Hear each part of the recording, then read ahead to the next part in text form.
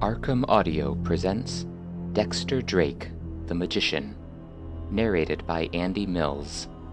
All copyrights belong to Fantasy Flight Games. If you enjoy this production, you can find this story and many others in the Investigators of Arkham Horror hardcover book, published by Fantasy Flight Games. Now, keep your eye on it closely. Dexter Drake flipped the golden coin smoothly across his knuckles. Back and forth it went. The young waitress grinned at him. Dexter opened both hands wide. The coin was gone. See? You looked away. Now it's disappeared. The waitress laughed and refilled his coffee. The diner bustled with the chaos of morning customers. "What's a fancy sir like yourself doing here in Arkham?" she asked. "Here to find the magic shop, of course." Dexter smiled at her and ran a hand through his black hair.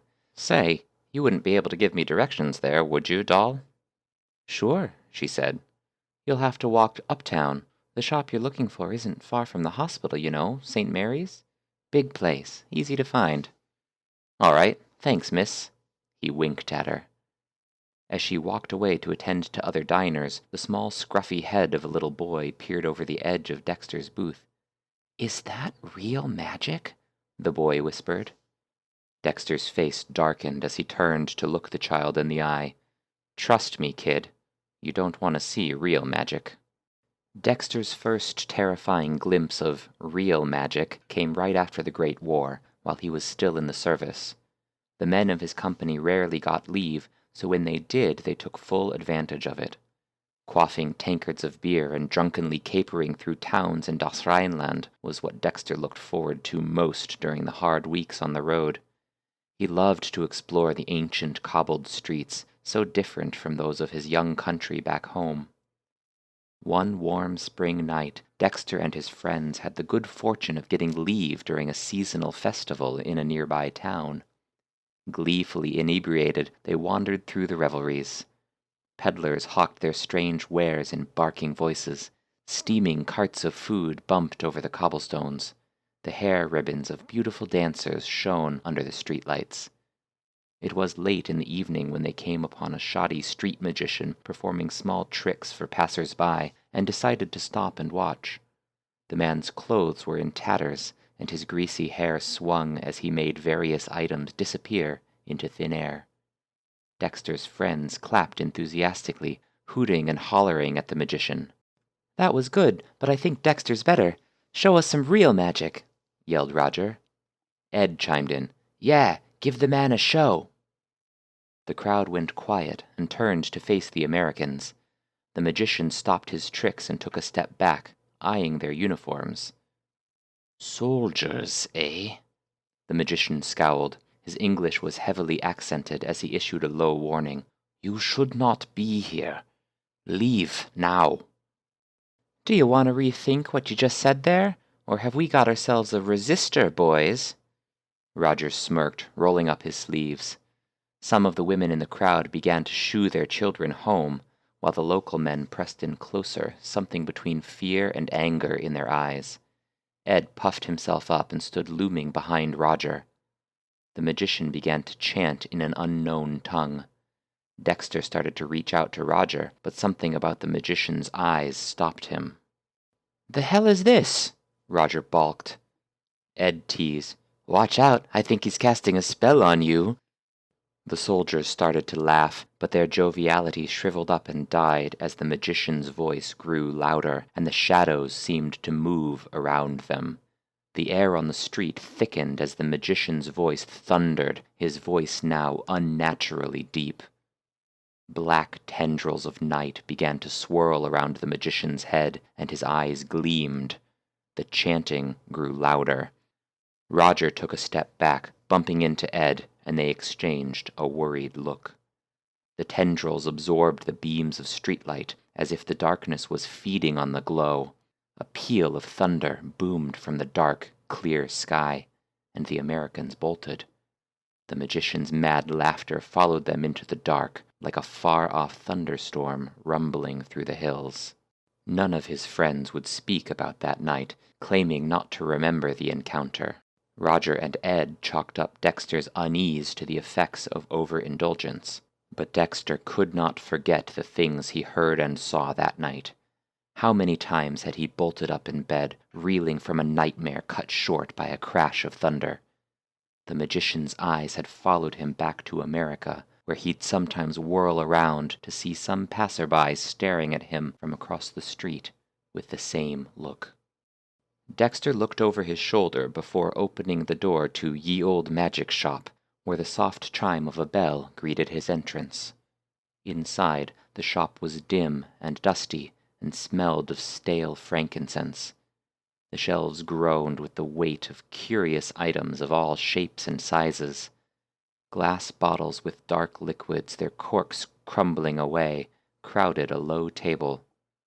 So many of the magic shops he'd visited in his search across the country were gaudy and garish, touting a great quantity of magic supplies that typically amounted to nothing more than colored candles and bright silk scarves. This one felt the most like the chanting from his nightmares, although he wasn't sure whether that was a good thing. Dexter picked up a short dagger from a cushion resting on one of the shelves. Runes etched the fuller of the blade, and dark stains spotted the leather of the scabbard, like blood. As he tried to decipher the symbols, they began to blur in his vision, as though they were transposing themselves over each other, swapping back and forth, and... "Help you, mister?" Dexter jumped and nearly dropped the blade. An old woman stood beside him, shapeless under a number of moth-eaten shawls. She gently took the dagger from his hands. "I'm Miriam Beecher." He gave her an embarrassed smile. "Dexter Drake, ma'am. Do you own this place?" Miriam set the dagger back down on the cushion. "I do. Are you looking for something?" She took a step back to examine him. "Wait just a moment. Drake? The famous magician?" Dexter bowed with a flourish. She scowled at him and held up one gnarled finger. "This isn't the kind of place for magic tricks." She paused and peered at him intently, then closed her eyes. A moment later she reopened them, rubbing her brow. "But you aren't looking for magic tricks, are you?" He shook his head. "You're right, Miss Beecher. On stage I perform the sort of cheap illusions that entertain people, but I'm not looking for tricks. I'm searching for the truth. Real magic. Word around is this is the shop for it." She narrowed her eyes, pressing her lips flat against each other. "Sometimes the truth is best left hidden." Ever since his encounter with the magician in Das Rheinland, Dexter had wanted answers, and he'd found his first clue while still in Europe. The post-war turmoil across the continent meant ancient families were fleeing to different countries. Collections that had been secret for centuries were suddenly being sold, the estates that held them left open. One night at the taverne, Dexter had found himself seated with the old servants of Château Saint-Cile. Over several beers they had told tales of midnight gatherings, strange shadows, and disappearances. Dexter had foolishly decided to visit the manor to find out more. The chateau itself had looked innocuous. Rows of windows and white wooden symmetry rose above the surrounding greenery. Although the gardens had overtaken the courtyards in the wake of the owner's departure, nothing else had seemed out of the ordinary. He stepped across the threshold into the musty, still air inside. Dust motes caught the last rays of light that shone through the windows. He hadn't believed that the house's malevolent reputation could have scared off potential looters. But now that he was inside, he understood. The beautiful furnishings around him contrasted with the deep sense of unease ringing in his blood. Instead of the expected sense of wood polish and dust, the chateau smelled like an old butcher shop. The air was dank and had a coppery undercurrent, as if it were laced with something unwholesome. After a few minutes, he finally came upon the house's library. It was an enviable collection, tomes stacked on beautiful mahogany shelving from floor to ceiling. Dexter took his time searching through the titles. He had only a passing grasp of French, but the books did not seem to be arranged in any particular order. Along one shelf was a small gap, the wood stained and warped. He reached his hand tentatively inside, feeling a scrap of paper, some of its edges burnt and flaking. Dexter pulled it out and examined it closely. Latin inscriptions and illustrations of centipede-like tendrils crawled across the page, like those shadows had done that night. He shivered. Far beneath the floorboards, there was a thump. Dexter felt the strong vibration through the soles of his shoes. He carefully wrapped the scrap of paper in a handkerchief and stowed it inside a jacket pocket. The thump came again. After a frantic look around, Dexter fled. A rare book expert in Paris examined the scrap for him, although she had refused to touch it. Her hands were covered in thin linen gloves as she handled the paper carefully. After a few minutes of intense scrutiny and a sharp intake of breath, she told him it was a piece of a dreaded book titled the Necronomicon, a Latin edition from the 15th century that had been published in Germany. The expert implored Dexter to burn it. He refused. He wanted to find the rest of the book. Dexter leaned against the counter and matched Miriam's intense gaze. Years ago, I saw something I've been trying to explain ever since. I've gathered all the books on magic I can find, trying to make sense of it. Some of the spells I've found, Miriam grabbed his wrist and interrupted him, her long, yellowed nails dug into his skin. You should not dabble in things you do not fully understand, Mr. Drake. He pulled his wrist free from her grasp, not expecting such strength from so old a woman. And there are things no one should understand, she whispered, her voice rasping over her dry, cracked lips. Things like this? Dexter slid the scrap of the Necronomicon out of one of the pockets of his suit jacket and pushed it across the counter toward her. She recoiled as if scalded.